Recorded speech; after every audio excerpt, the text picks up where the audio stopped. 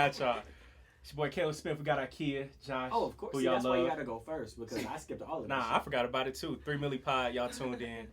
But yeah, I mean, dealing with death, especially on social media, after seeing Pop Smoke die, that was kind of shocking because it kind of felt like when Kobe died, like when I first saw it, I'm like, dang, for real?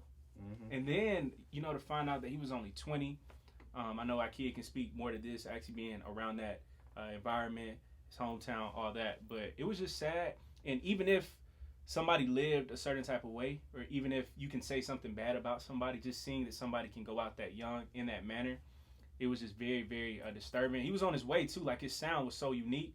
I liked him. It was just weird, man. And just seeing somebody like him die, Nip, even with Kobe, although it was different, but just seeing Kobe die, Mac Miller, like all these artists, I'm missing somebody. I got you. Triple X, who's the one I'm thinking of in December. December was Juice WRLD. Juice WRLD. Thank you, Josh. Spin Realer. It's been 3 months straight. You see what I'm saying? Every month we've had someone die a terrible death. And honestly, I feel like we're kind of getting desensitized to it. Because when I saw it with Pop, it hurt. But I mean, I really wasn't hurt by the end of the day. I think that is what's disturbing. Because when I saw it, I don't know how deeply affected I was for how long. Like, I feel like I saw it and I was like, fuck. And then I was just like, I just had to tell someone. But like, I don't know if I was like, truly bothered by seeing that yet someone else has died. Yeah. Like, and that's problematic at this point. I feel like anytime that someone tells us that someone's died, we just like, oh, it's someone else. Like, yeah. I mean, I know people die every day. I know, but like, for us to like public figures. Yeah. Yeah. It's just weird. It's strange. Mm-hmm. How you feel about it, Ikea? I was gonna say, I think it really started. Well, I mean, we've always seen it. It goes back to Rodney King when he was being beat on TV. So we've always seen it. But like we were talking about earlier, the year that so many people, kids were being killed by the police, I remember we were seeing it on social media. Like, I don't remember who it was, but it was actually a video of them being shot on live. Wow. So, and it was a person, like, and they had it, like, repeatedly showing. Yeah. Was that Alton Sterling? Yeah, I think it was. I think so. Because he was shot in the chest, right? He was laying on the ground. No, that's not even who I'm thinking about. Oh, you're thinking about Eric Gardner? Got choked out. Oh, Philando. It just shows you that's too many names. When he was in the car. Because we over here, like... going through a whole Rolodex. Yeah. For real. And it's sickening because you see it. And then it's as soon as you get on social media, especially Instagram, you start scrolling and that's all you see. And like you said, we're becoming to the point where it's normal. Kind of like death is not supposed to be a normal thing, right? But because we're seeing it so much and so frequently, you starting to get used to it. You're starting to get used to it. Yep. At this point. Yeah. So it's very sickening, and I think that's why a lot of people need to take breaks from social media. Sometimes I don't even watch the news. Yep. Because it's too depressing. Yeah, the news was very depressing growing up, and it's like every time you turn on the news, you see this person died, this person is murdered, this that. So. Social media, we're on social media about, sad to say, but probably half our day. Probably about 10 hours. That's a long time. Consuming social media. Facts. Quick fact to go with that. What's up, Josh? Instagram will tell you how much you're on. Oh, yeah. You check the stats. Make sure y'all check that. Yeah. Just reevaluate your life. Screen time as well on your phone. Screen time. So you're seeing it all day to the point where, like you said, you like, damn, another one, and you just keep going about your day. Facts. You feel me? Like, it's weird. And again, I just don't know. And I remember we were talking about this outside before we even started filming. It's just, I get mad because when I see us kill each other, especially when I saw how he went out, and I'm like, so you have all that energy to kill somebody that's actually doing good and that's actually a positive example.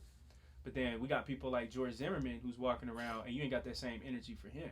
So like, how do you have all this courage when it comes to somebody who looks like you, but when it's somebody who doesn't look like you, it's all the respect is there. But then with us, somebody who you see every single day, I hate him. I don't like him because he didn't do this for me. He don't do that. But then you don't hate the person that's doing all this other stuff to you. Like, you don't even own your own block, but you talking about this my hood. But you don't own any stores. You don't own any of that. And then with somebody like Pop, Nip, once this person makes it, I don't like him no more. Or just because he did something that I couldn't do, I got to kill him, which is crazy to me. But then you don't have that same energy towards white people sometimes you don't have that same energy towards your boss at work. But you got it towards. It's crazy. No, okay.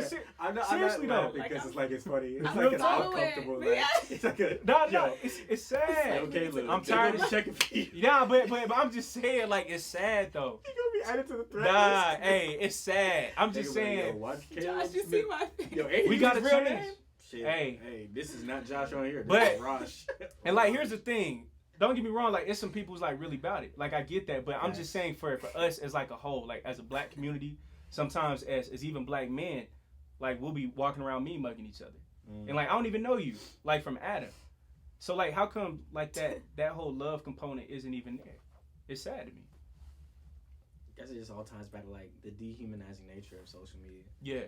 And like one thing I want to talk about with whenever someone passes away and we hear about it on social media, here comes the flood of information about these people. Conspiracy theories. Yeah. And even like, this is kind of a musical segue, you know what I'm saying? But like, you know how people be like, oh, I was such a big fan, but didn't give a fuck about who this person was. Yeah. I think it was funny, like, how it's those people and then there's the people who try to chastise those people. Like, all while we're supposed to be mourning. Someone just died. Like, you're focused on if someone was a fucking fan. Yeah. Like, who gives a fuck if I was listening to Welcome to the Party last week? Yeah. Like, this nigga just died. Like, he was just murdered at the age of 20 years old. Like, 20. He was not old enough to go buy a beer from the fucking store. You know what I'm saying? But he was old enough to die. That's the sad part. And that's why I truly feel like social media, after seeing people die, it's just like, it's a dangerous place. Like, it can drain. Mm-hmm. Ikea, do you feel like people post too fast? Because I thought it was kind of weird, even with Nip, with Kobe, and especially with Pop Smoke as well, is that when the news broke out, instantly before it's even confirmed, people already posting, dang, I hope it's not true. Facts. Or I miss you. And I'm like, so you aren't even taking time to accept it, to breathe. I remember with LeBron, people were mad at him because he took 5 or 4 days or 3 days to even post about Kobe. But you saw him get off the airplane and find out that Kobe died and he broke down. So why are y'all mad that he's not posting that on social media? But how do you feel about it, Ikea? I think people have started to use social media as like a second nature. So it's like I breathe, eat, sleep, social media. Oh, that's deep. So it's like instead of us sitting at home or just debriefing by ourselves, we would rather get on social media and post about it because that's like our therapy. That's our eat, breathe, sleep, and then social media. So it's really sickening, almost like the TMZ for it to post that quick. Then everybody just flooded social media. So it's very it's disheartening too. Right. And it makes you not want to get on during those times. Mm-hmm. So like I know like when I was saying back in the days when kids were being killed by cops, like it seemed almost to the point where it felt like every day I would get on Instagram and I would see another name. It made me not want to be on social media. Like I took a fast from social media for a long time. Yeah, I remember that. Because I don't want to get on and I'm seeing blood stains on the floor. I don't want to get on and I'm seeing people crying. Like that. It's trauma. That's very. That is so much trauma. No, we not. And that messes. Yeah, that messes with your mental mindset. Mm-hmm. So it's a problem. Cause I remember with Pop, it was a clip shown of him by TMZ on the ambulance, and they're trying to like resuscitate him. I'm glad I didn't see that, bro. I didn't want to see it, but I was watching Joe Budden, and when he was talking about it, I was like, all right, this is like the 6th time, so I just want to see it because everybody kept talking about it.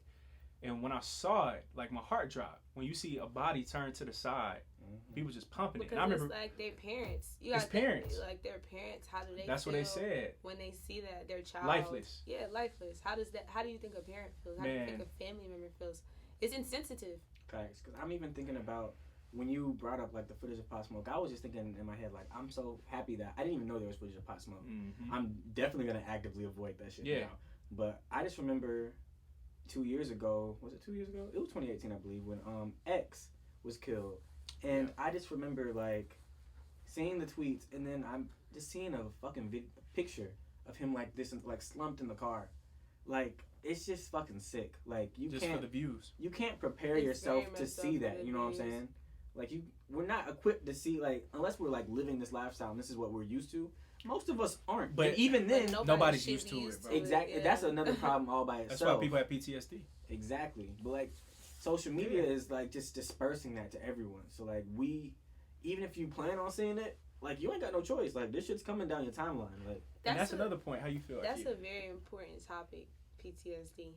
Because people think that you only get PTSD from going to war. Nah.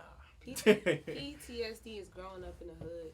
Yeah, seeing your friends die. Seeing your friends die every day. Yeah. Like, you can get PTSD from scrolling on Instagram, and I'm seeing these images, because those are, like you said, traumatic images. Yeah. And a lot of people are struggling with it internally, and they don't know how to talk about it.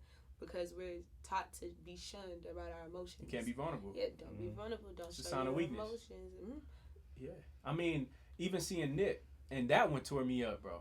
Like, I ain't never almost cried about a celebrity ever before. Even when Michael Jackson, Prince, you name it. But when I saw Nip laying on the ground, lifeless, and there's blood coming from his head, and he had on a white do-rag, and his leg is limp, and you're posting this on Instagram. But you know another